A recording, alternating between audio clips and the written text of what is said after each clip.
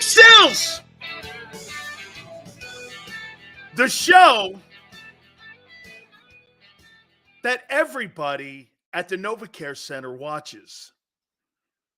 I'll explain here in a minute. Holy cow. You know, it's funny. I say it here. I hear it the next day somewhere else. Probably my ego. Probably my ego. I'll give you that. Probably my ego.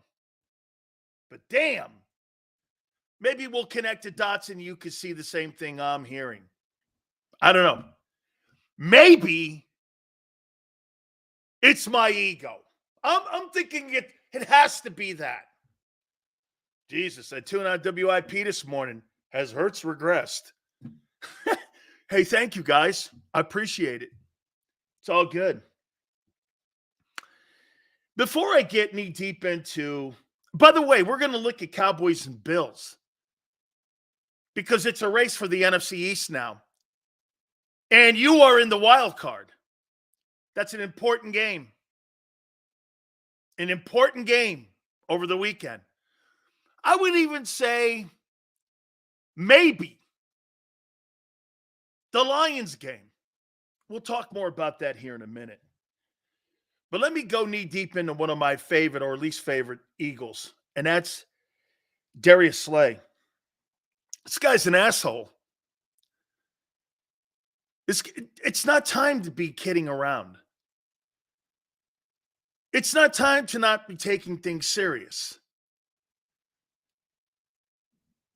You know, he was commenting on the trash cans that were put out front of the NovaCare Center with Bradbury and Slay's name on it. And he goes, of all days to put that out there.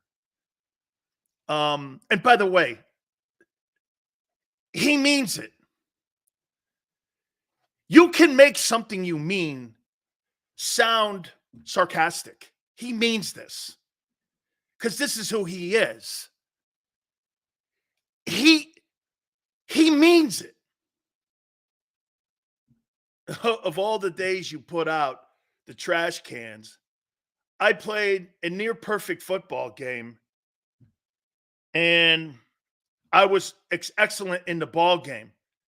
My team's the one playing like shit.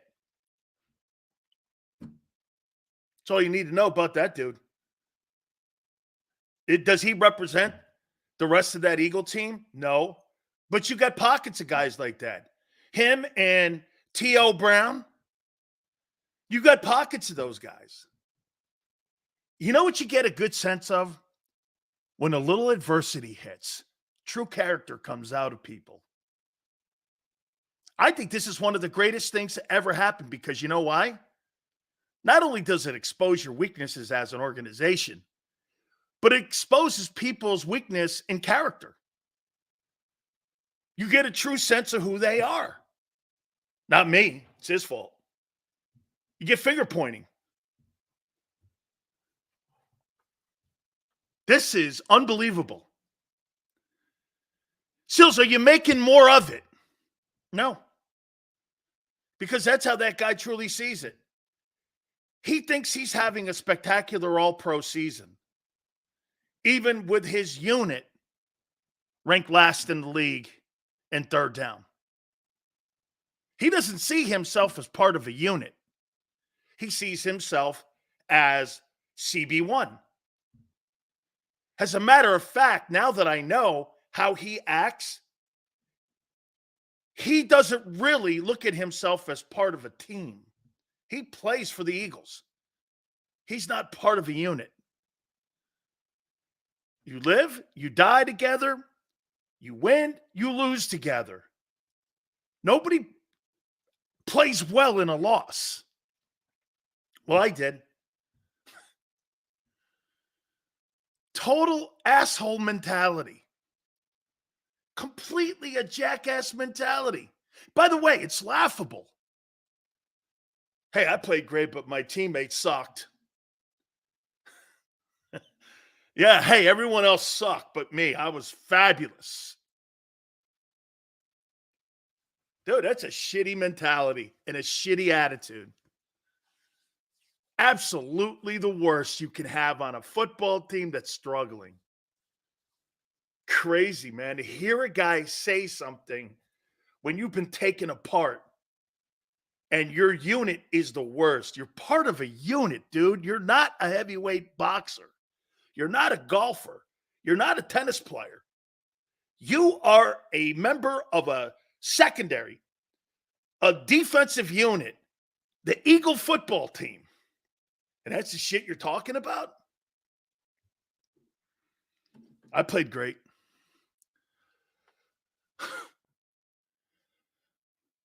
Dude, hey, Kevin. Look at Kevin right there. You see what Kevin just said? Hey, Kevin's right. Hey, Slay, if you're playing so great, why don't you help everyone else out? Why don't you coach some of the players that are maybe struggling? How about getting some of the younger guys ready? Or are you afraid that they're going to take your job? Why not go around and speak up and say, don't worry, guys, we'll get this together. Why not be more of a vocal leader instead of self-centered, more of a unit leader? Like Jason Kelce. Jason Kelce's a leader. Okay?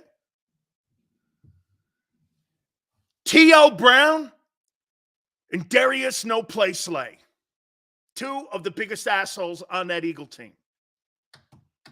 All pros. You're all pros. You proud of them? Throwing the teammates under a bus. Talking shit to Hurts all year. Hey, where's my targets? Oh, you got them, AJ. At the expense of the offense growing, you got them. Slay, rest of the team, and the defense sucks. Not me. I'm great. Hey, Nick, sounds like you got things in order there. You got actual players not being held accountable for that? What place do you hear that are successful football teams, guys throwing their teammates under the bus, when you have an authoritative head coach that will put his foot down and not tolerate that kind of talk? It's undermining.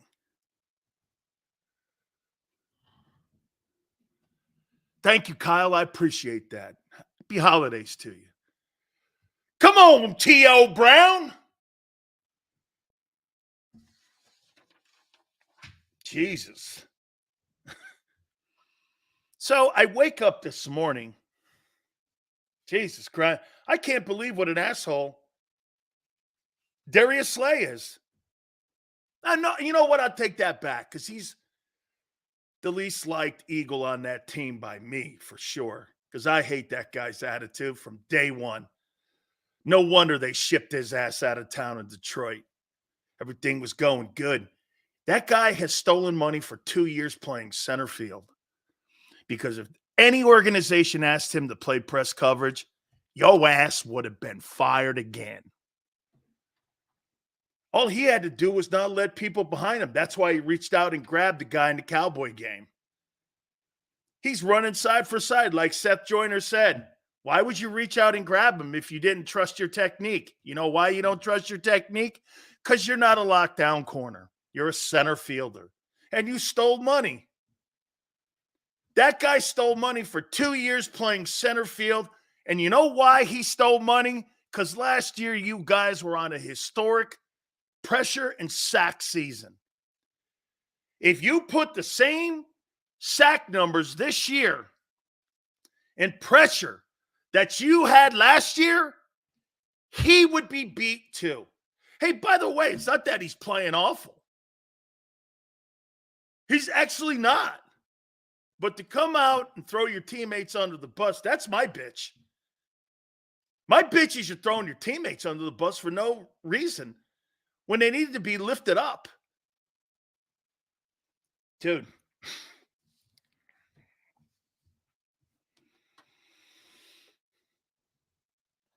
I mean, the guy's a bitch.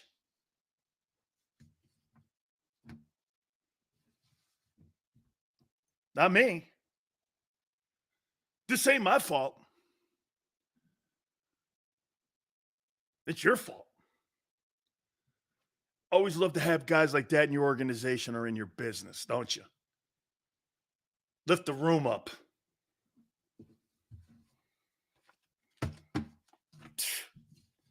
Cowardly conversation here.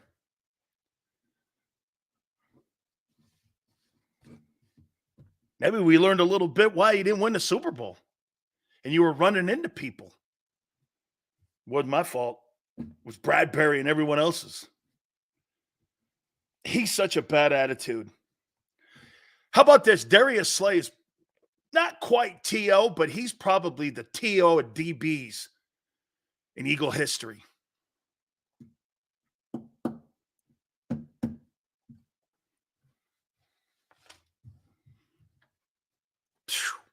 What a loser. Now let's go over to what I witnessed today. So I got up this morning and I'm watching Jalen Hurts, I thought, doing up downs. Like I was watching a high school football practice. I saw them in a contact practice, the Eagles. You could do that because you have a game Monday. So you got an extra day of the week. They were practicing accountability drills. That's what they were doing. They were doing accountability drills. So you had Jalen Hurts falling on the ground, practicing fumble drills without the football in front of his team. Now, I said something yesterday. I want to debate this with you. You know, I said something yesterday, and I don't want to contradict myself, that they needed to coach Jalen Hurts hard, and there needed to be some accountability. And if you're going to coach him hard, it sends a message to everyone else. Are you okay with your franchise quarterback practicing fumble drills, knowing that he's right up there at the top of the list when it comes to 15 turnovers in the NFL, and he's lost a ton of turnovers, especially when it comes to fumbles? Are you okay with your franchise quarterback in front of your team practicing up, downs, and fumble drills? Are you okay with that? Just a question. Are you all right with that? A $50 million quarterback doing up, downs, and fumble drills without the football. You do that shit in high school. You don't think Jalen Hurts knows as a professional football player he's got to protect the football? Now, again, I said you need to coach him hard. Are you okay with a franchise quarterback practicing fumble drills? I think the last time I practiced fumble drills when I was in high school. I don't believe I ever practiced fumble drills, but maybe once in college, never in the pros. I don't think I ever have done that. Tone says, sure am.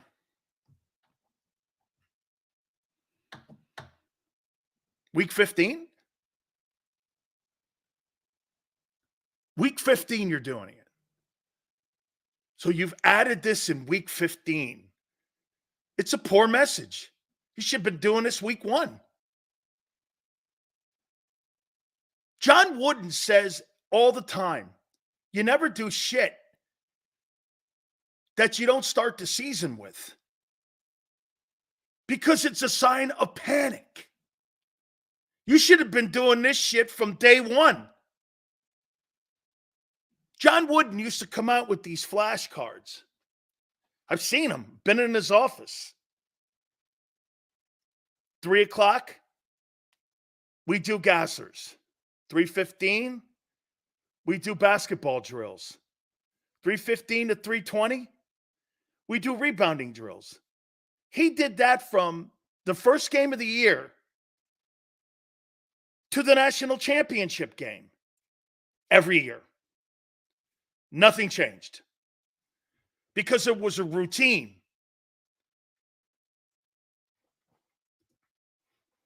No way, man. I disagree. You should be doing this in week 1, not week 17, week 15, week 16. Something you've not done all year. Stupid. I've never been with great coaches that add something late in the year when it comes to fundamental drills. You either do them or you don't.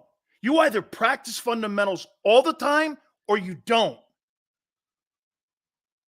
That's not something you can half-ass do when you feel like it or when things aren't going well. You do that shit when things are going great or when they're not going well. You don't just add them in because you got your asses kicked. I've never been around a coach that was worth his weight in salt ever that added some shit like that. Unless you were Brandon Staley.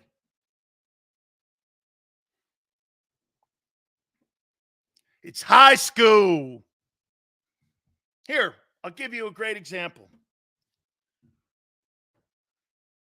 When you're with a guy like Jimmy Johnson, you start your practice out in spring. Our first thing we did, stretched, then we did pursuit drills. And they did this in Dallas. Then, after that, you broke down individually to your position coaches. And everything we did from the first practice until the last practice of the year, we did our drills. Running over bags, pass rush drills, sprints, grass drills. Then we got together with the O-line and we went through pass rush or run blocking or Oklahoma drills. Then we would go to 9-on-7. Then we would go to inside drill. This was a staple in my mind for 3 years. I knew what a routine was. Never in a million years did that guy in Dallas or in Miami ever. That guy won 5 titles. I've never seen that guy add anything new. Ever.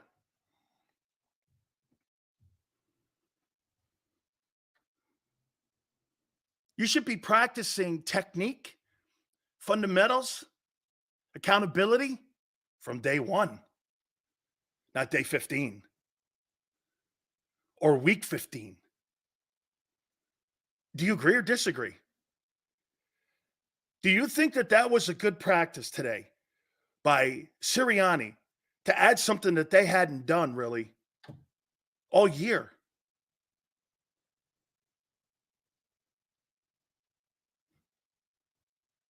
Your quarterback doing fumble drills. Why didn't you do that in week 2? Jalen didn't look very happy about doing it too. You see his face? He didn't look very happy doing it.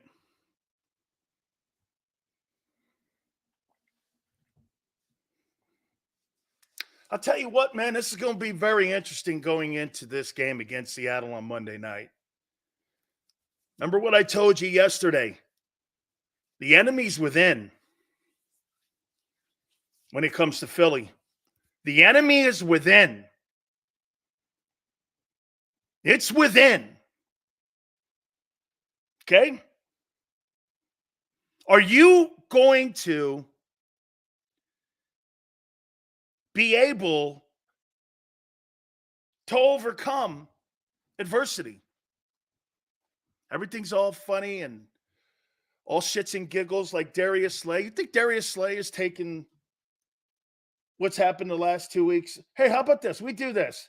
You think Darius Slay has taken the last 2 weeks seriously about getting his face kicked in? And when I say he getting his face kicked in, if your team gets its face kicked in, you got your face kicked in, no matter if you think you played well or not. Do you or don't you?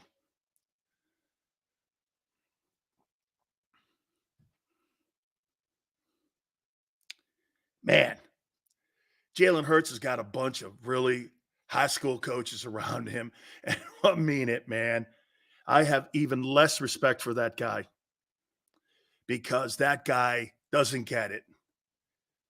Bro, when it sounds like to me somebody told him to be more authoritative. And someone said, hey, let's do this. Let's have a padded practice, which they never do late in the year like this. Something like not common with them.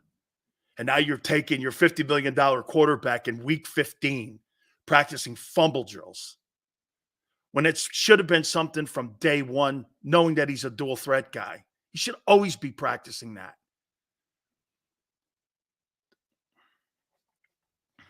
I'm less confident now about Seattle.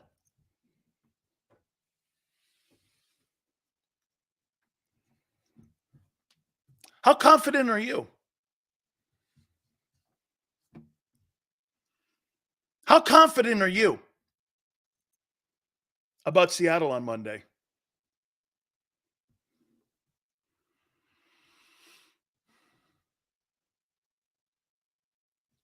How confident are you? I'm going to have Sills shipped to cover the Arizona Cardinals. Oh, that's because you can't take it. Look at Fly, very confident. I don't see the offense changing enough. What was that one topic I had here? I want to ask that question now. Where is that topic? Oh, yeah, very simple. So you think they turn it around against Seahawks Monday, right? They turn it around against the Seahawks on Monday.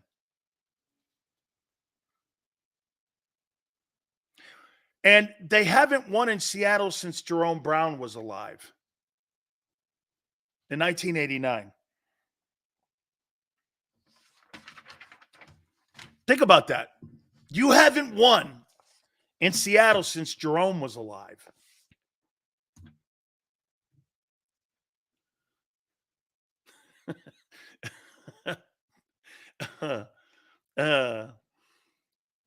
Hey, look at Chuck. Hey, Chuck, I dig that.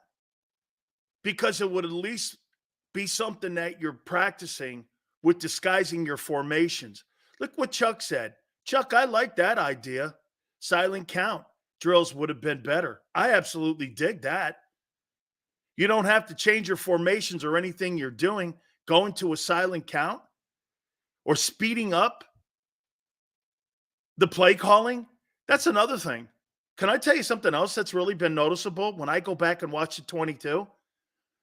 The ability to get the plays in is slower this year.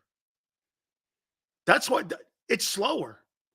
Go back and watch the game from last year and how the plays got in versus how the plays get in this year and what Jalen does when it looks like a play takes 10 seconds from the time you snap the ball to the time you throw the ball. The whole thing looks like 10 seconds.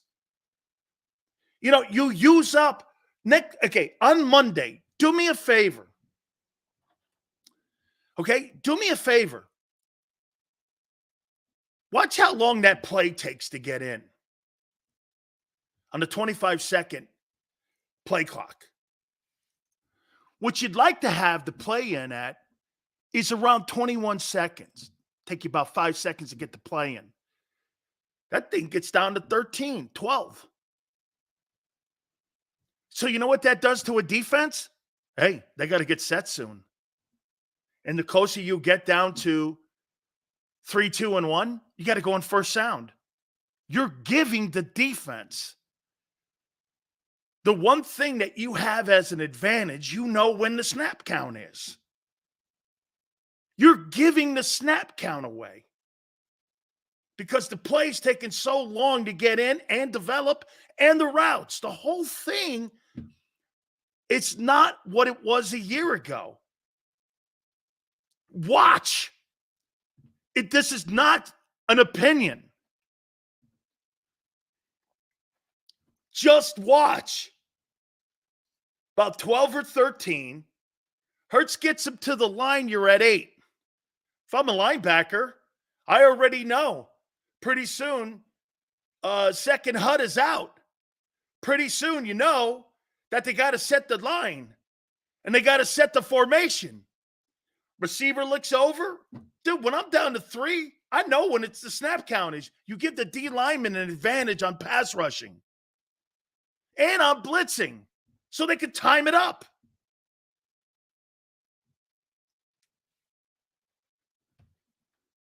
The whole thing. I took a stopwatch from a year ago. Steichen got that play in at 21. Hurts snapped the ball around 15, something like that, 16 as an average in there. He's down to 8. Then the long developing routes. Sack. Overthrow. Missed wide receiver. Silent count would have been good.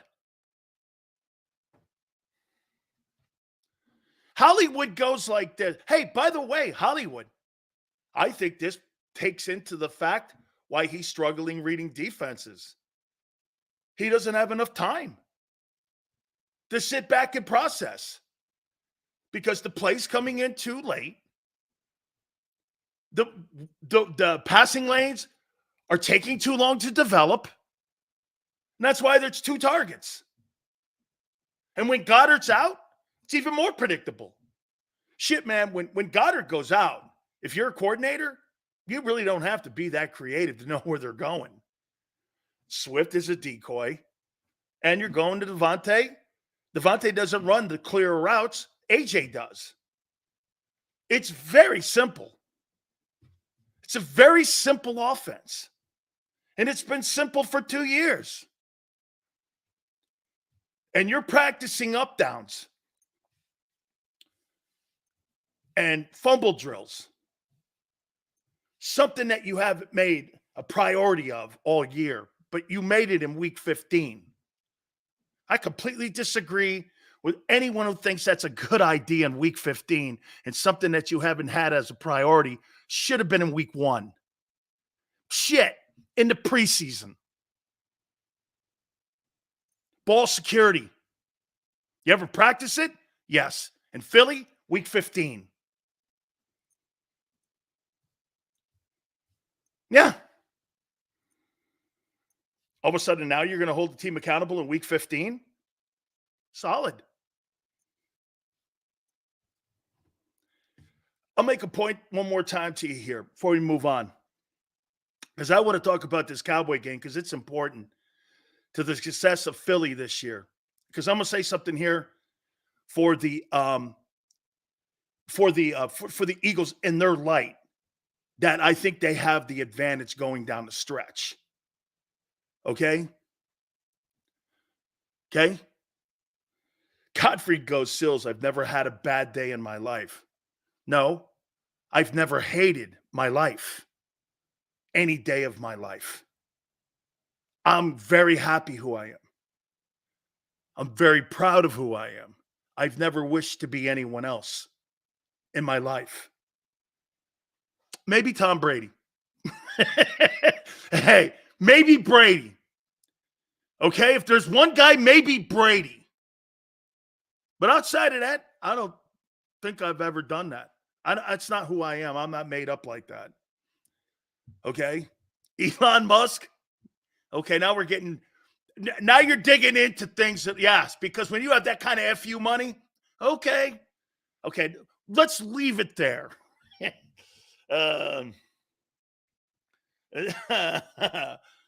man, I've never been that guy. That's the cool thing about my wife and I. We've never wished to be anyone else. We're happy with our lives. Not that everything's perfect in them, but we're happy with who we are. I've never wished to be anyone else. Okay? I'm proud of what my accomplishments are. Are you? Okay. I want to get into here. I'll say this to you about the 3 teams that you have to concern yourself with. You have to concern yourself with the Niners and the Cowboys. Who has the easier road to being the 1 seed? I think it's Philly.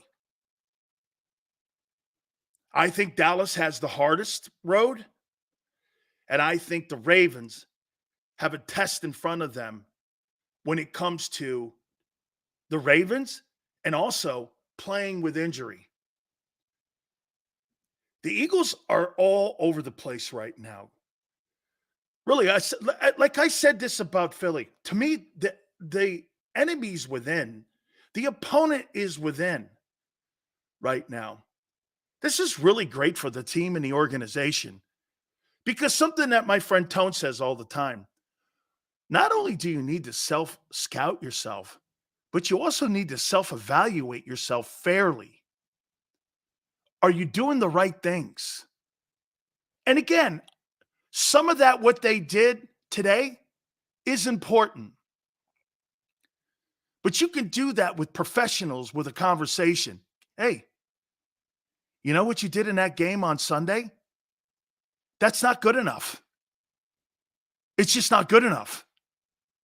I don't need to take you out to practice and beat your ass up on a team that's already tired.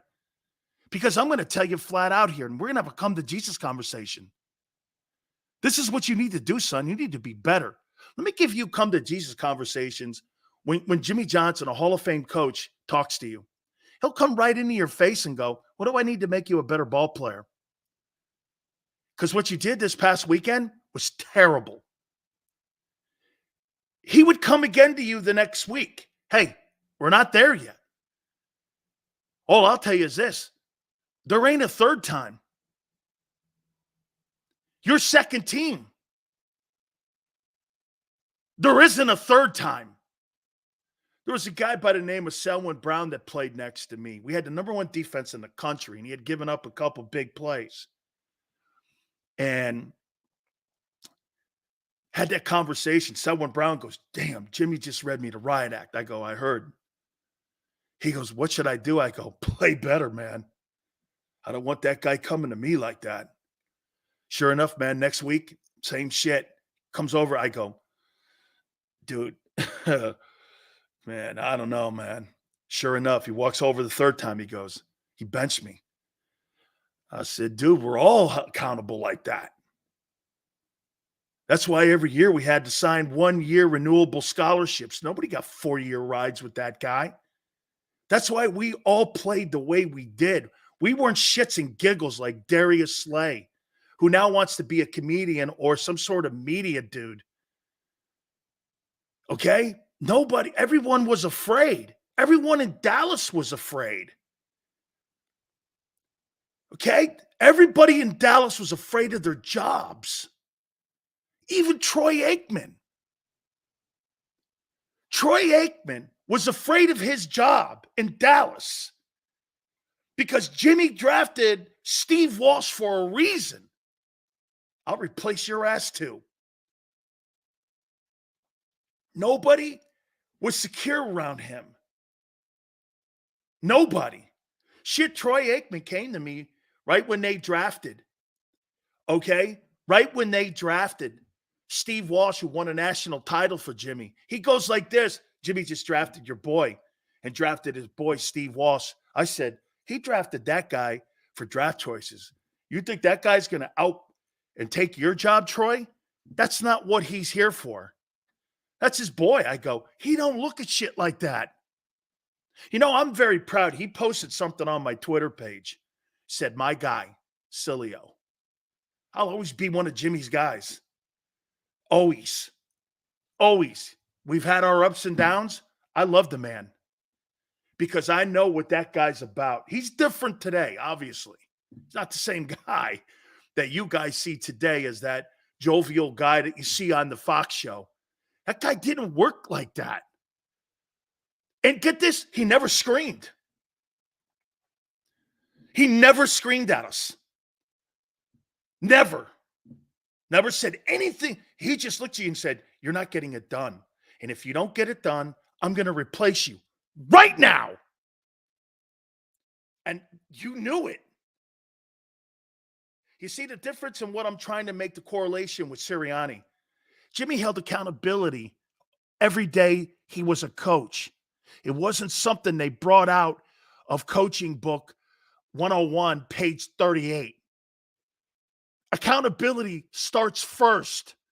It's the first thing you do as a coach, not the last thing you do as a coach. Accountability is something that is instilled in your players on a day-to-day basis, not something when you're getting your asses kicked. He worked us harder when we were winning. He did. He worked us harder.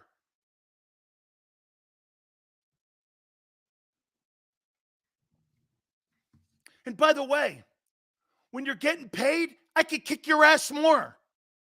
Because get this. Hey, don't be offended if I'm working your ass hard. You're making $10 million a year. That's what Mike Tomlin does. You know why Mike Tomlin wins? Did you see that? Did you guys see that that clip? Have you ever seen Mike Tomlin when he's talking to Pouncey? He comes off the field and Pouncey had done something like a penalty. Hey! Hey! Walk away from me. Hey! Don't walk away from me. This is bigger than you. Hey! This is bigger than you. Come on now. You think that's the time to do that? Mike Tomlin's holding that guy accountable on the sidelines. But Mike Tomlin doesn't do that shit in week 15. Mike Tomlin does that shit every day of his coaching career. That right there, my friends. Okay? It's coaching. You know, Anthony makes a good point. Because we've been saying this all week. This is a seminal moment for Nick Sirianni. Okay? You're right. He turns this thing around. This could be maybe one of the, get this, Nick Sirianni might benefit from this 2-game ass kicking more than anybody in the Eagle organization and may actually flourish over it. It's either going to go one way or the other. There's no middle ground here. You see, that's what you love about pro football or football in general. There's no middle ground. It's either going to work or it's not going to work. Right? This could be one of the greatest moments for him.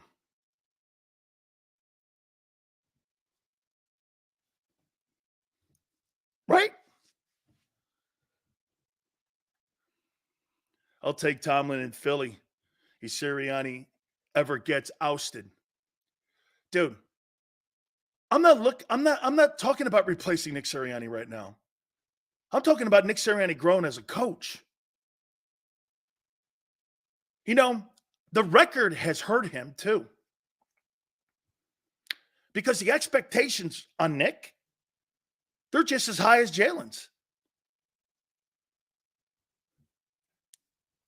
Right? You expect, get this, you're no longer just expecting a win in Seattle. You're expecting a win in Las Vegas.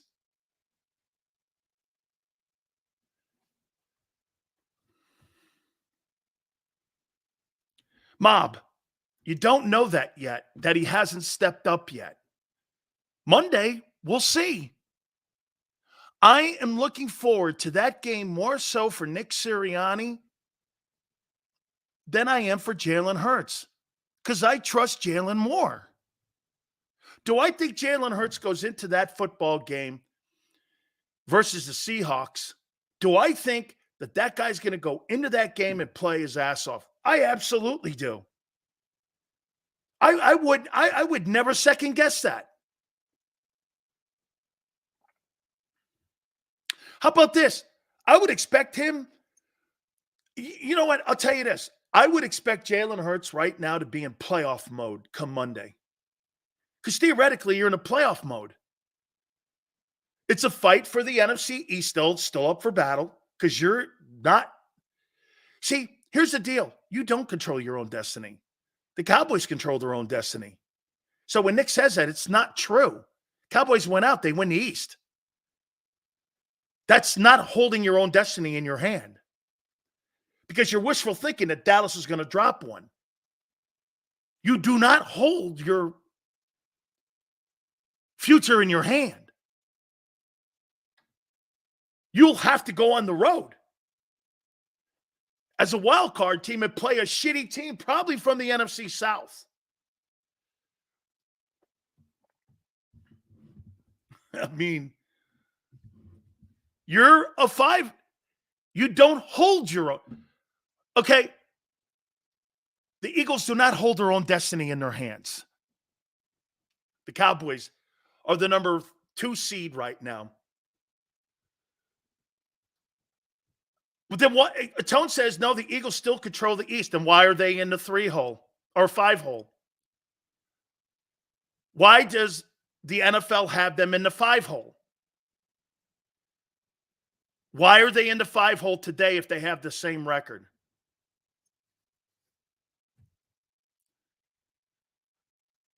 Okay.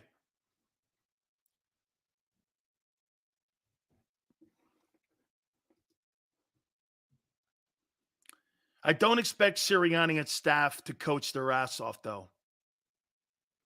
No, Warren, Tone's right. Okay, they do have. They played one less conference game mathematically. If both teams went out, the Eagles win the East. I think that's right because it's an unbalanced schedule as of right now. I think that's right, Tone. We will win more NFC games. I believe if that's the case, then that is the third tiebreaker. I think that is the third tiebreaker. Okay. This is a big game on Monday. Okay. That's right. Hey, S. Blunt, you're right. I believe you're right. Dallas, the Arizona game could come back to haunt the Cowboys. Correct. Chris, it's the Arizona game that would come back to haunt them because of that. Yes. Okay, because they played one less. It's true. Okay. I want to do this. I want to talk about Cowboys and Bills. Looks like there's going to be bad weather up there. Let me ask you this. How many people believe the Dallas Cowboys go into this football game and beat the Bills this weekend? Let me go here. They play Sunday. How many people believe that the Cowboys go into Buffalo and to Orchard Park and win? No way. I got Bills. Cowboys lose. Hey, explain this to me. If the Cowboys are so good, why are the Bills favored?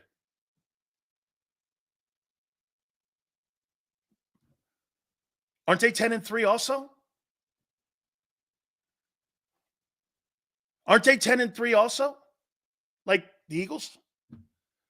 What Buffalo is 7-6, right? How can a 7-6 team be favored over a 10-3 team?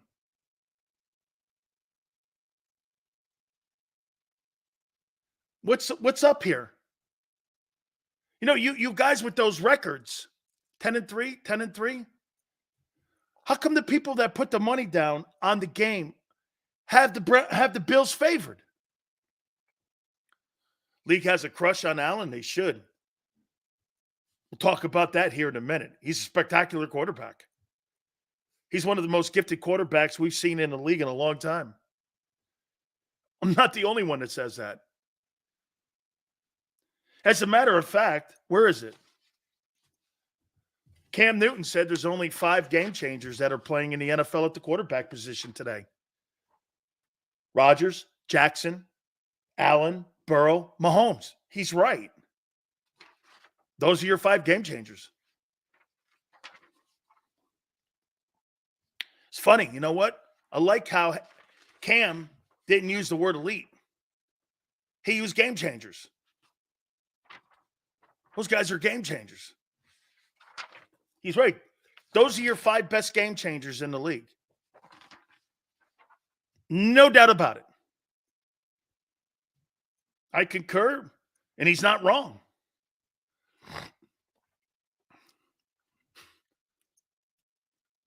MVP, Super Bowl. You want to hear something about Cam? Cam's one of the only Heisman Trophy winners that was a first rounder that won an MVP award. Can you name another one?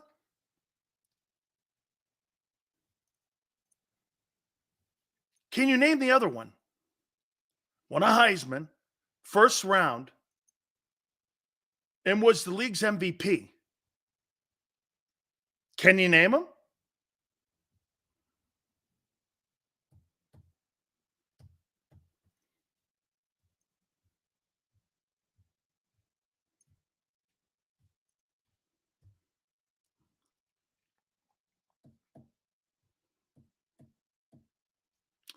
Heisman Trophy winning quarterback, first rounder, and he won the MVP in the NFL. Can you name him?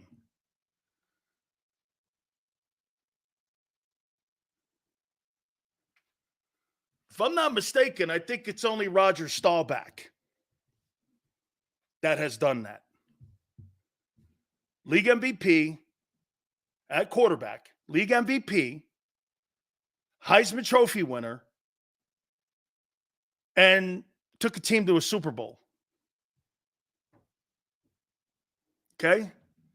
Jim Plunkett was never an MVP in a Super Bowl. Oh, no, never league MVP. He was Rookie of the Year in New England.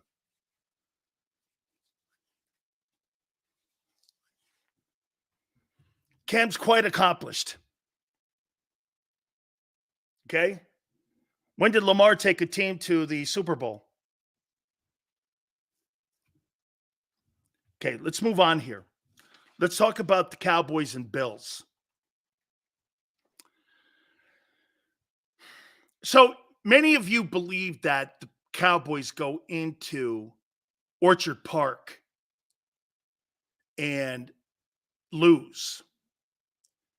This game's big because I think if they take care of business on Monday night, I think you could coast home because I do not believe San Francisco is going to beat. Would you say this? I do not believe San Francisco is beating Baltimore. I do not. The Cowboys have moved into first place in the East as of today, 10-3 on a 5-game win streak. You're on a 2-game losing streak. Buffalo, get this, is one of 6 teams entering this game on Sunday that is 7-6 for 2 wild card spots in the AFC. Think about that. How bunched up it is in the AFC. Okay? The Cowboys have been playing some of the best football in the NFL, and they validated it by crushing the Eagles.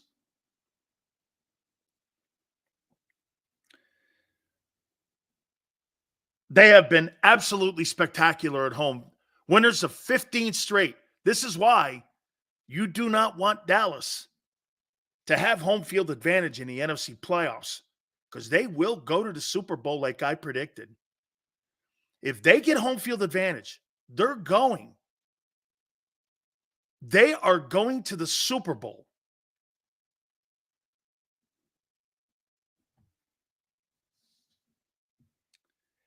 And on the other hand, the Bills, if you think about it, right now, the Bills are 3-6 in one-possession games. So in close games, this is where the Bills are tripping over themselves.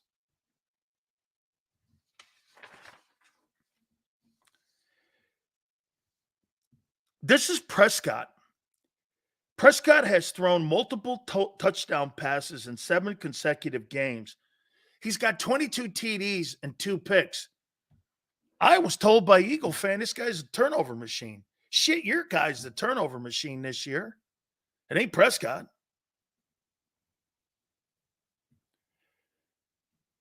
20-2 with a 74% completion percentage and 125 passer rating. Now, here's where it does change. On the road, that number comes down to 63.5. He's 8 touchdowns, 4 picks with an 88.8 quarterback rating. So he goes from 125 at home to 88.8 on the road. Clearly, the Cowboys have to show they can win. And if I'm not mistaken, haven't the Cowboys lost all their games this year on the road? Are all those losses Arizona on the road, San Francisco on the road, and Philly on the road? They're all road losses, right? Thanks, Tone. Okay, so they're all road losses. Warren says the Cowboys have had a very favorable schedule. They have. And now they're getting into the meat like the Eagles just were. Now they're coming out of the meat of their schedule. You know what? That's going to be really interesting to see how the Cowboys handle the tough part of their schedule and compare it to how the Eagles handled theirs. Because if they come out 4-2, again, 2 ass beatings, I get it. Make the taste look a little worse on that 4-2. You're 4-2. You're going to roll home and you're going to be 14-3. And that is going to be a sensational record. And all the bullshit that went on and all the conversation that went on, I'll tell you this, man. You got to give it to Nick if he ends this season 14-3. And I will. I'll bury the lead. If the football team ends the season 14-3, kudos to Nick. I will. Remember I said it. Kudos to Nick. That'd be a hell of a job with all those quarterbacks you played.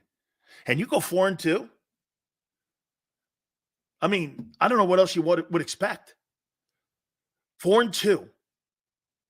Beating the Cowboys, the Chiefs, Bills. Then you turn around and you beat Seattle. You lose a divisional game that you always split since 2011 anyway.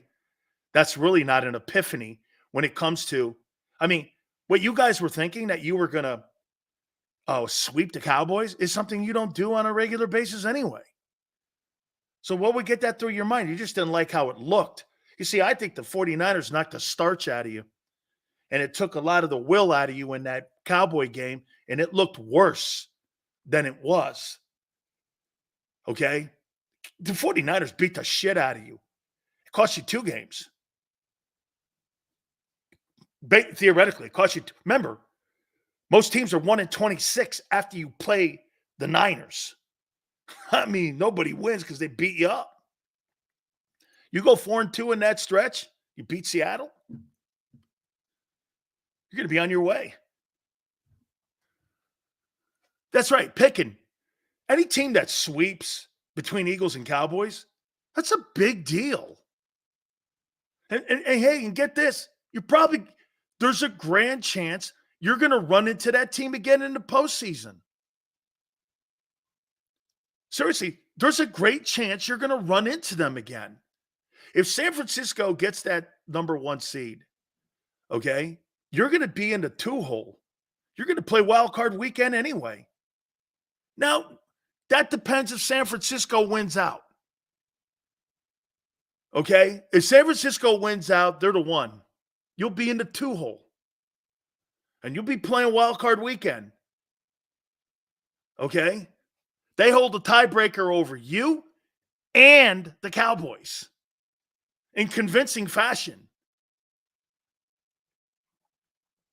So you probably play a team like the Packers, and probably the Niners would have to play, and then the NFC. Yeah, you could see the NFC Championship game once again being held in. There's a chance, because would you not agree that the NFC playoffs this year had the 3 best teams arguably in the league going into the playoffs this year? Cowboys, Eagles, and Niners. Somebody's going to get knocked out of that NFC title game that could play in the AFC and win it. The third best team in the league may be sent home before they get a shot to play for a conference title. And they could have been better than anything in the AFC. Would we not agree? The NFC is trash. 3 teams don't make a conference up, Junior. When you got teams that are going to win a division underwater, like the Bucks or the Saints or the Falcons, yeah, that NFC South is the worst division in the NFL. Yeah, you got 3 teams in the NFC. They're the best teams. The rest of your conference is horseshit.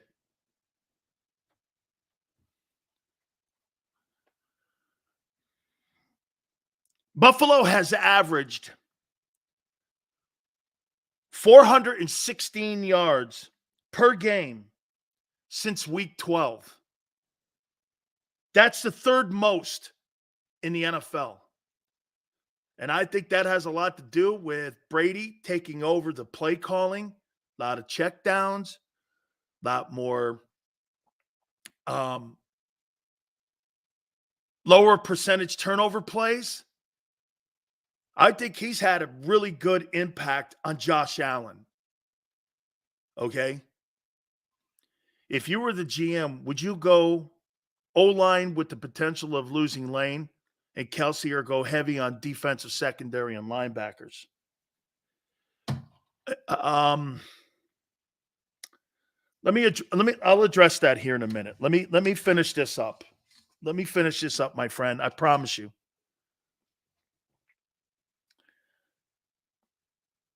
Bills are favored by 1.5. I say the Buffalo Bills beat the Dallas Cowboys 26-24 in Orchard Park on Sunday.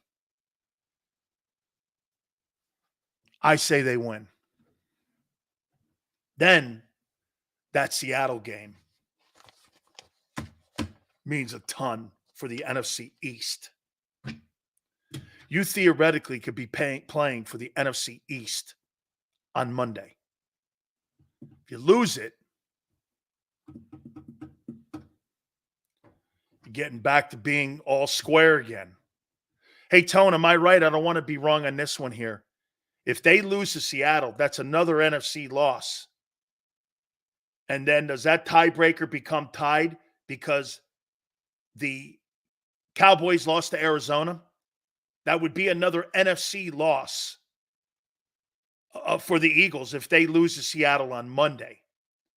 Doesn't that even the conference head-to-head? If they do that, then they go to points scored, and Cowboys are number 1. I think that I think the point differential or points scored is also a tiebreaker, if I'm not mistaken. So if Dallas, think about this. If Dallas loses,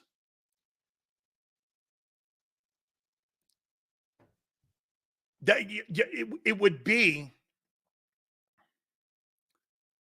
it'd be an easy ride home. Okay? So I would say this to you. If they drop that game to Seattle, okay, that means you have another NFC loss. And I think that evens it. I got the Bills winning this game 26-24. Bad weather, from what I'm understanding, too. The entire time there. I think that favors, because really Dallas is kind of like a dome team. So I would say that favors Buffalo playing. And, hey, man, that has always been an advantage up there. I've always said this about the Minnesota Vikings. Do you know one of the worst things that ever happened to the Minnesota Vikings? What do you think is the worst thing to ever happen to the franchise with the Minnesota Vikings? Do you guys know what is the worst thing ever happened to that franchise? That's right, Travis. They put a dome on their stadium instead of playing in the Metropolitan Stadium like they did back in the day. You ever notice they've never been back to a Super Bowl? And they went to 4 of them. They were constantly winning the NFC Central Division. They were a constant mainstay. They even went to a Super Bowl with Joe Cap.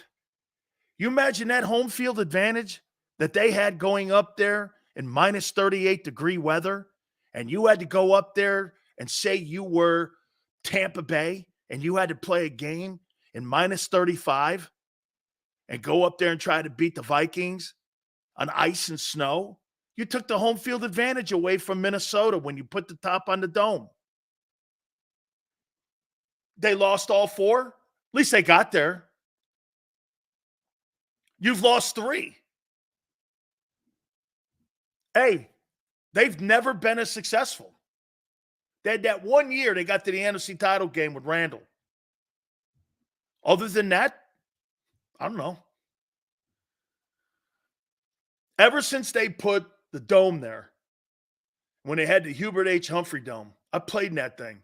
When they put the Hubert H. Humphrey Dome, Vikings have never been the same. Never been the same. Buffalo has a home field advantage. How'd you like to have to go up there and play Buffalo in the AFC title game? New England had an advantage for years. The only team that was really awesome and put a really good hurting on anybody was Baltimore. They handled Indianapolis because Indianapolis played in a dome. Absolutely, man. By the way, real quick, I do want to hit on this before we take a time out here. Hey, Dallas has to show me they can play on the road. Dallas has a lot more proving to do than just beating Philly. Like I told you, Philly, here's my makeup of the 3 teams in the NFC. I don't believe that 49ers can win without all their pieces on the field. I don't believe it. I haven't seen it yet. Have you? Have you seen them win a game with all their pieces on the field or not on the field? I mean, when they lose a couple pieces, it doesn't look the same. So health is a major factor, and we're coming into the war of attrition part of the schedule right now, and that may play its role here. The Eagles have played a ton of football from 2022 to today. Like I told you, remember this. Let's take a look at this. So San Francisco, when was that championship game? When was that thing played? What was the date of that? January 10th? Was it at like January 10th? Something like that, the NFC title game in Philly? And the Super Bowl was like, what, February 15th? So the Eagles played an additional, was January 29th?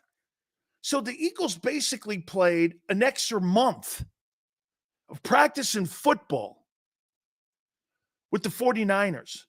Think about that. The Cowboys got knocked out in the wild card round, I think.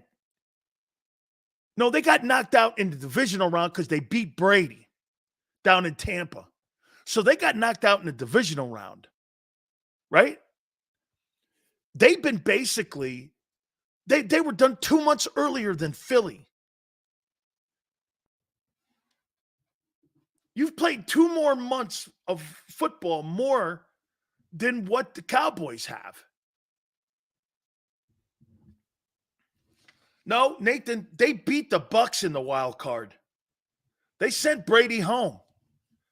Cowboys beat the Bucs. Then they lost to the Niners in the divisional round. And then the Niners got beat by the Eagles. That's how the playoffs went for the Cowboys last year. Okay? I mean, they're fresher. The Eagles have played a ton of football. Hey, look at the Chiefs falling apart. Shit, you got a team in the Denver Broncos that could potentially, by the end of the year, if they win out, if I'm not mistaken,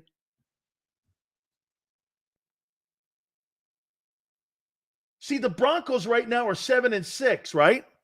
So if the Chiefs lose this weekend, if they lose this weekend, the Chiefs, to New England, which is unlikely, you're tied for the division if Denver beats Detroit. You'd be tied for the division. I think they split this year, right? They went up there. I think Denver went up there and won. KC won too, right? So you're talking about they would be tied for the division lead in the NFC West, AFC West. Wow. Who would have thunk that after getting 70 dropped on you? Jesus, Griminy. Pretty incredible. I don't trust the Ravens. Barb says I don't trust the Ravens. Warren says Swift needs to be utilized more. We have to run the ball more. I can't help myself to listen to your show, Sileo. I'm at work. Love the topics. Ruiz, thank you so much, man. I appreciate it. Thank you. We appreciate you too. I know you give me a ton of shit, but that's all good. I want it. Bring it on. Look, man, I told you, I think the Philadelphia Eagles have the least resistance to get to where they want compared to the Niners. Dude, there's not a Ravens team on that schedule any longer. You don't have the Ravens waiting for you next week. You got the stupid-ass Giants, and you know what you're going to get? You got the media people. Why are they pumping up the New York Giants for Danny DeVito? Honestly, Jimmy Cutlets is not going to beat the Philadelphia Eagles. He's not. But because you have such a hunger for the Cowboys and those guys and the media, they're going to pump that. You know what they're doing? They're pumping up Danny DeVito now. Why? To make those Cowboys wins look better versus the Giants. Because then they're going to gauge you if you don't kill them like the Cowboys did. You understand what they're doing? They're setting you up. They're setting you up. Sportscasting and broadcasting is about the next show, not so much about the current show. You're setting next week up. We're setting next week up already. You understand that? Danny DeVito is a gunslinger, just like Cooper Rush was. Pretty soon you'll be comparing Danny DeVito to Josh Allen. That's what the media got. Hey, it's a good story, man. I think it's more about Brian Dable. I think it's more about Brian Dable and what he's doing. Okay, I do. Brock Purdy's the best story in the league, right? Hey, that's a great topic. What is the best story in the NFL right now? Texans? Colts? Purdy? Tyreek Hill?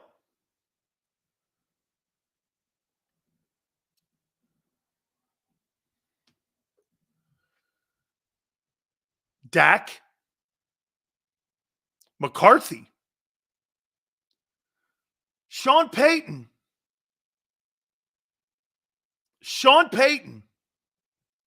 CJ Stroud? Okay? He may not play this weekend. That's not good for the Texans. How about that division? Who would have thunk this? Look at that thing there, man.